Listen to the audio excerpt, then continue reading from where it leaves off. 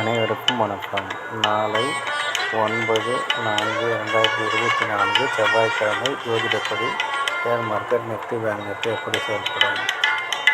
நிஃப்டியை பொறுத்த வரைக்கும் 22,715 மேலே இருந்தால் பையிங் ஆப்பர்ச்சுனிட்டி, 22,633 இருந்தால் selling opportunity. Stop loss maintain பண்ணுங்க.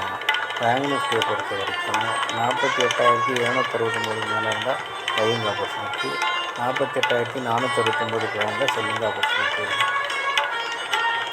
ஜோதிட ரீதியாக பார்த்தீங்கன்னா அப் ட்ரெண்டாக இருந்துட்டு டவுன் ட்ரெண்டாக மாறி அப் ட்ரெண்டாக முடியும். டெக்னிக்கலி பார்த்தீங்கன்னா அப் ட்ரெண்டாக இருக்கும்.